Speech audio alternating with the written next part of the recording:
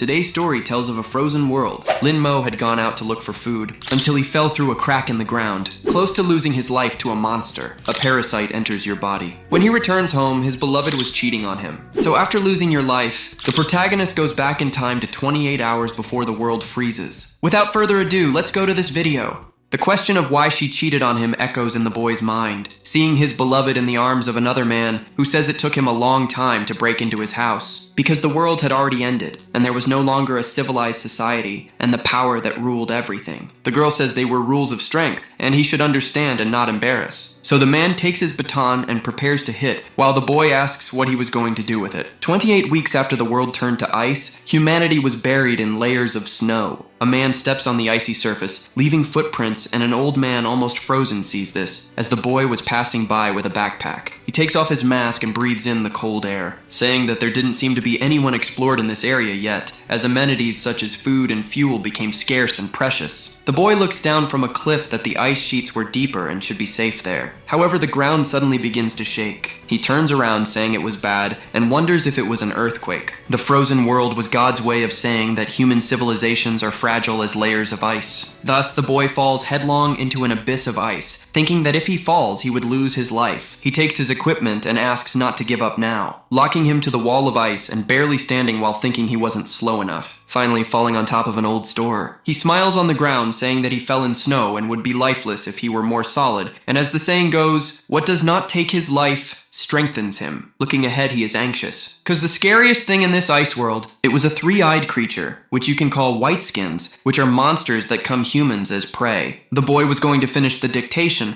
but is frightened by the white armor. So run away thinking you weren't far from danger yet. A parasite crawls through the ice stakes stuck in the ceiling. When the white armor would get the boy, ice stakes are cut, heading towards the demonic creature, and punching his head before he could hurt the boy. He wonders if it could be a penchant for commotion, but changes the subject, because in any case, he was safe. Snow falls back above him. The boy screams that he had more to come. Yet the snow just falls beside you. He is buried by snow and is thankful to be safe, getting stuck as the parasite crawls towards you, getting close to the arm stuck in the snow, and then joining with him, making the boy wake up suddenly, but with one of your eyes in a different shade. He kneels in the snow and asks what happened now, but a blue vein had taken over the back of his neck. In any case, he had been away from home for a long time. Then he looks at a chocolate and says he couldn't come back empty-handed and should hurry up. Amid a giant frozen structure, he reflects that with most of the streets being beneath ice sheets, he must return using tunnels. But I didn't know how long I could go on living this way, because it was no better than living inside the buildings, since many people there were trapped when the disaster happened. And with resources getting scarce, no one knows what might happen. After all, not everyone could avoid crossing the line. He approaches a corridor and looks to the sides in fear, noticing that none of the people were patrolling there and it was better to go home quickly. Knocking on the door of apartment number 409, a girl with 2 buns on her head opens the door. The boy asks why Ming opened the door this way, but the girl hugs him quickly and says that she really wanted to see him. Questioning if he missed her, and the boy agrees, saying yes. But I wanted to know if she locked the door too. And the girl makes a drama, asking if locking a door was more important than his girlfriend. The boy pulls out a chocolate and says he found it for her, giving it to the girl. She is surprised and asks what it was, soon noticing that it was a chocolate bar, and hugging her boyfriend while screaming what she loved so much. Away! The girl asks if it was all, and the boy says that he was almost eaten by a monster to get that, so she should hurry up and eat. But the boy's backpack was stained with blue blood, and suspicious of her partner, the girl breaks the chocolate bar. Facing a campfire, he says he hasn't found anything decent in recent days, wondering if you should eat all the seeds you could get, because he planted them all, but none grew. However, if he eats now, he may be sabotaging his future. So sit on the chair anxious, saying that you would go crazy at that time. The boy takes a piece of meat and says that if eating that were safe, people there would have to tolerate enemies more. He throws the meat into the fire, turning it blue while saying that it was quite flammable and a good fuel. Seeing a broken clock, he wonders if it was Valentine's Day, scratching his head as he ponders whether he's ever forgotten. But he goes towards his girlfriend apologizing for forgetting about it, but without success finding her. Outside the door, the boy hears a strange sound. That was the sign he had planned with Ming Ming, and wondered what she was doing outside. So he opens the door quickly as a bat flies towards him, hitting your face with full force. The boy is thrown away in just an instant. Then the invader enters his house and gives him a Merry Christmas. asking him what he thought of the surprise, while holding Ming in his arms. The boy asks if Chen Ming had really cheated on him with Luo Delong, but the girl screams that he still wanted to know why, since he had tricked her with one of his chocolate bars, because he was stocking up on food and had a big backpack for it. Luo Delong slams his blowing bat on the ground and apologizes to his little friend Mo, because he should offer a little warning, since the world was over and now everything was based on strength and the weakest could even protect a woman. For he had two choices, which was to trust the fort or to become food. And now Mo should deliver the food he had. The boy asks how it would be possible to hide this from him, but Luo Delong doesn't believe him and says that this would be the boy's ending. Hitting your leg with the golf club, then hitting the boy's face and pulling out his tooth, breaking even your arm. It was a horror session as they beat the boy until he lost his life. All wounded, one of the subordinates searched all over the house but found almost nothing, and DeLong says he should be more demanding, asking to be given a knife. So cutting Mo while still lying. Lifeless, Mo reflects that the thing he was afraid of has happened, and if he had another chance it would make them pay, because he wanted to live, and so an entity fulfills his wish. Mo was sleeping in an office with his computer on. He opens his eye suddenly, shouting Luo Delong's name and wondering what had happened. Because he just lost his life, but now he didn't have any injuries. There were only 28 hours left before the world froze. With violent protests taking place in the streets, the police department sent a massive force to contain. At the same time, the elites of Manhattan were drinking with their companions, and the gangs were striking deals in the deepest parts of Brooklyn. For no one in that town was aware of what was going to happen, except for him who had gone back in time. People admire the northern lights in the sky, but the boy already knew that it was a prelude. Then he looks at his cell phone thinking that the only person who can call him at that time, it was his girlfriend Ming Ming calling him. He remembers her calling him weak. Therefore, he reflects that he did not notice her true nature because it was someone who betrayed him in that way. So he decides that he would cut her out of his life. He answers his girlfriend's call, which asks if he was working hard now because the dawn was beautiful. And he asks his boyfriend to get him some money since they froze his credit card. Mo, however, says that they would break up and she should stop calling him from now on, making the girl go into shock. But it just deletes your contact from the phone. As he walks, he reflects that now that he has had the second chance, the girl who made him lose his life should just be frozen along with everyone else. On the Brooklyn Bridge, the time was 11:58 p.m. while the boy says that he stops this chance. He should prepare appropriately. In his past life, in the next 24 hours that the world froze, the temperature regressed to 0 and he had 28 hours. Because in theory it seemed like a long time, but what would people do? It was something that would only bring chaos to the world and its collapse. Therefore, realistically, he should acquire the maximum amount of resources in an hour. In addition to daily necessities, he needs equipment for self-defense in the midst of this chaos. Then I would go after something like a pistol. Cops see the boy walking and say he looks suspicious wandering around at this hour, so they should work together and catch him. So he gets out of the car and catches Mo's attention, ordering him not to move, pointing his gun towards him and telling him to put his hands in a place where he could see. His partner says on a radio that there was a suspect on 4th Avenue, and the policeman asks what he had in his hand, while the young man analyzes the confusion of the policeman, saying he had his phone in his hand, but the counter hits 0, and he reflects that he didn't have time to spend on a pig like the policeman. Then he prays that they let him go after the inspection. The policeman says that at such a time he should not approach carelessly, while his partner asks what was in the backpack and he should deliver it. Mo says it was just stuff from her office job. Taking out a blue notebook from his backpack, the policeman in despair shouts that it was a gun, shooting at Mo, which bullet advances towards the boy without mercy. The boy thinks he was finished, because his chance to live would end there, but soon he denies this fact, saying that he would survive. Your eye begins to surround itself with bluish rays. An aura stands out Mo as the bullet approaches. The young man wonders what was happening, because he was even seeing the bullet's trajectory, wondering if time has slowed down for him. So he throws his head to the side, saying that he could dodge it, and it wasn't an illusion. He curses the policeman, saying that he was a citizen, and he couldn't shoot one. So he runs towards the policeman, saying that he couldn't spend time with idiots. The bullet is thrown towards the ground after missing, being covered by thin layers of ice. Mo gets to the cop so quickly that he leaves trails along the way and punches him in the face, breaking his jaw and making him spit blood. Policeman falls to the ground next to his fat partner, so he trembles when he looks back, seeing your friend totally destroyed by the impact. Wondering what the hell had happened and what he did to him, the policeman falls to the ground in despair, pointing the gun at Mo and wondering what the hell he was. But the boy calmly approaches the man, telling him he didn't know what it was, so only a scream is heard on the street in Brooklyn. After the incident, the fat policeman warns on his radio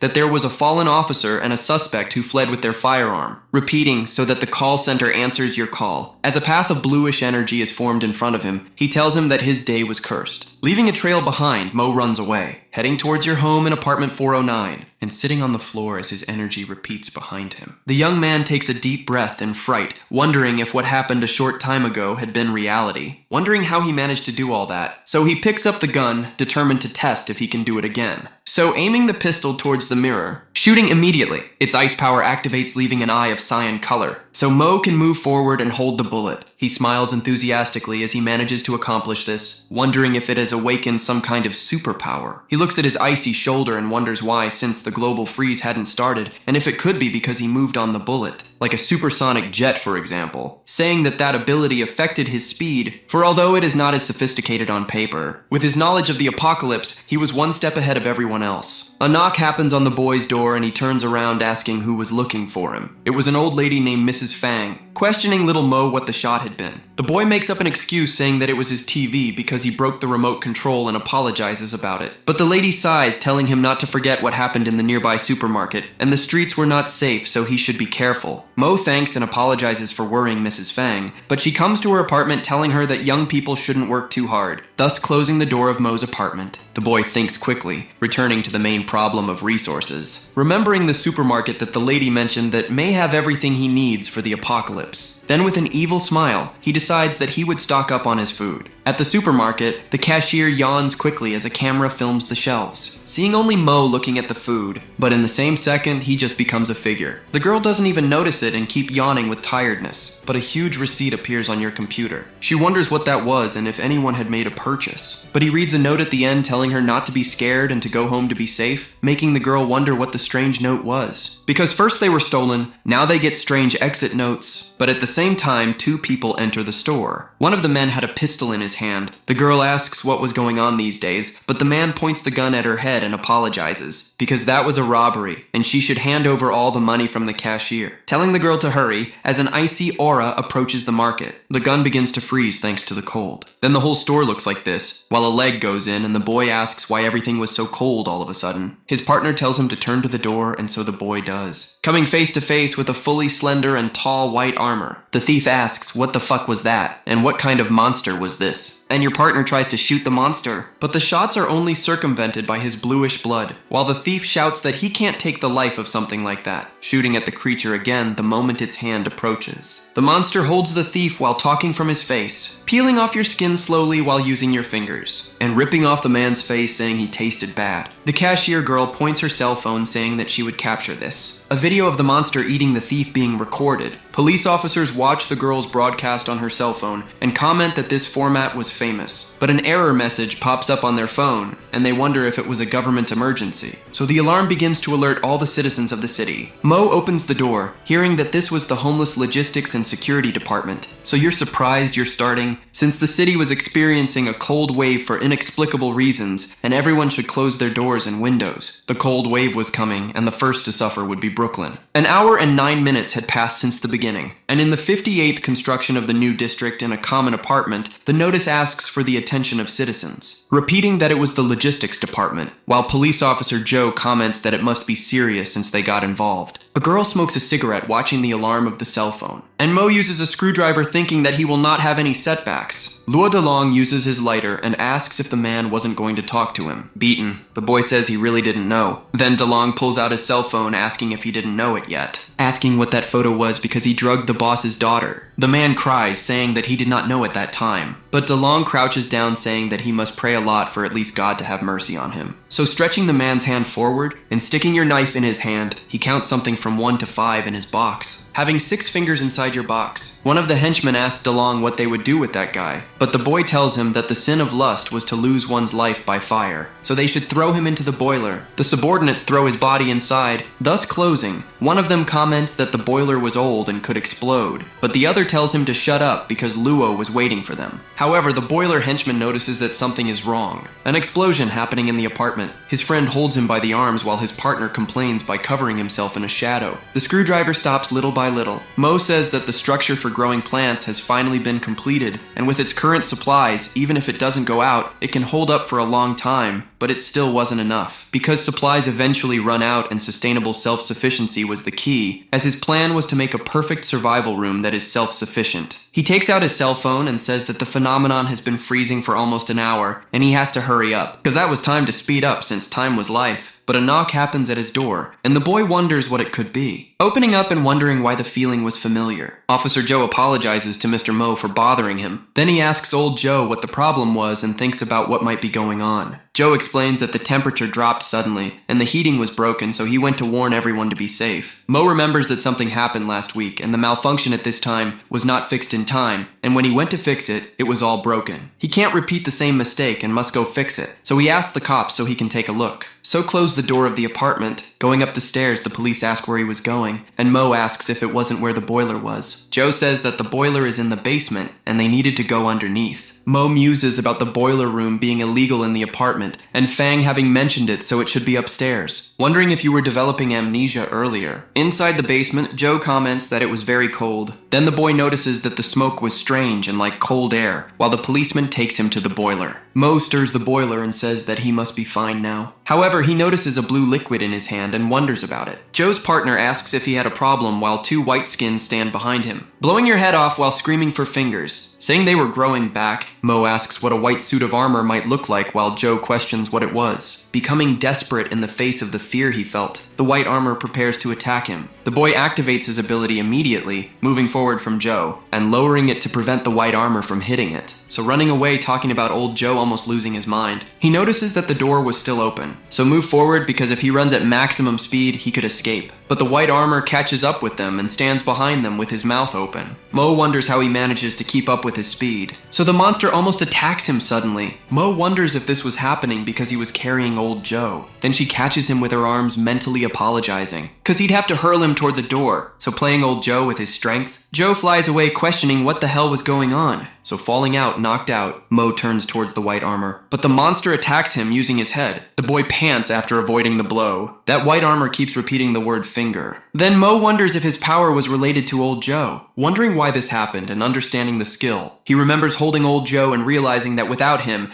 his speed increased, but his ability was limited. The monster turns to attack him again. Lyn Mo defends the coup by saying that the condition had nothing to do with the white armor, for it was certain that when he played old Joe, a strange phenomenon occurred because of his activated energy. Wondering if there was any connection between them, seeing the pebbles on the ground, Mo finally understands his condition. Because in his past life, humans faced the white armor with no chance of living, and so he only thought about running away. He picks up a stone on the ground since it was different now. Now he was the hunter and no longer the prey. Mo prepares an attack on his hand using the pebble, making a baseball position, and thus putting the energy of the stroke to hurl at the creature. Mo's assumption was correct as he thought, for your ability can only affect targets contaminated by energy. With kinetic acceleration, energy will increase, and even a pebble accelerated to a certain extent has the power of an electromagnetic cannon. Blood splatters on the ground then. He was coming out of Mo's eye, who wondered what that was. Noticing that he had blue blood, and I wanted to know what the fuck was going on there. Mo falls to the ground and starts vomiting blood, getting passed out there without being able to get up. He just thinks about how cold he was. But old Joe approaches before his vision closes, holding the boy while calling him Lyn and telling him to open his eyes. Inside Joe's house, his wife says that the wind was strong, and so she couldn't go to the hospital while the boys try to open the main portal. Joe orders the wind to be blocked and the heating turned on, while his wife comments that he looked like he was poisoned, while they yell at him not to sleep. The policeman finds Lady Fang and talks about Lyn Mo, but the girl tells him to stop talking and go find Xiao Zhou. Xiao Zhou approaches asking Joe for permission. She tells him to leave him there, and Joe comments that the boy will be fine, and the doctor continues that the policeman should look at the stairs because it is chaos. And he was alive even with his low body temperature, wondering if he was a cryogenic person. The doctor begins a record by saying that the male patient had suspected poisoning and was still in a coma, with abnormal vital systems and body temperature around 10, but the pulse and nerve reflex in a normal state. She hangs up the phone saying it was unbelievable, because the blood separation has been completed and she should take a look at the results, realizing it was something she'd never seen before. For the appearance of the blood before centrifuge was no different from normal blood, but afterwards the blue impurities were separated. And the analysis took a while, so I had to continue observing the superficial characteristics of the patient. Even on your body, if you don't look carefully, you can mistake it for a vein,